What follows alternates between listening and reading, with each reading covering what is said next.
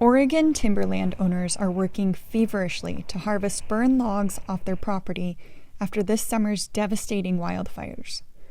The Oregon Department of Forestry estimates the fires damaged just under 400,000 acres of privately owned land. Timberland owners only have about a year and a half to remove the burned timber if they plan to salvage it. Rob Freres is president of Freres Lumber Co. in Lyons and Mill City.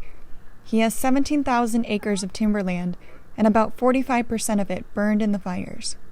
Now, in an effort to make some revenue off what burned, Freres is working quickly to get the logs to his mills.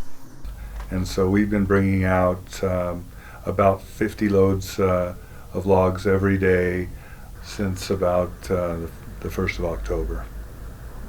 And we will continue to do that all of next year. We think that we'll put a big dent in it. I think we'll get close, if not by the end of 2021, hopefully in the first quarter of 2022, we could wrap up our salvage operations. Freres says his trees that were between 3 and 30 years old are a total loss. They're too young to be used or sold. His company is also losing revenue because they can't sell burned wood chips to the paper mills.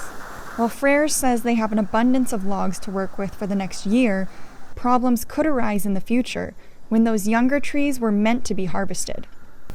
I could foresee us not running overtime during good markets as we have in the past because the lack of log supply, and we'll try our best to maintain the shifts and the employment base that we have, but there's no guarantees.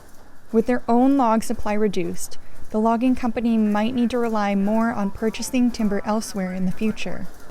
Despite the challenges he's facing, Freres believes his company, which has been in business nearly 100 years, will live on. This fire will have a generational impact. There's no question. We just may have to be forced to be a smaller company, but I believe we'll survive and we'll be here going forward.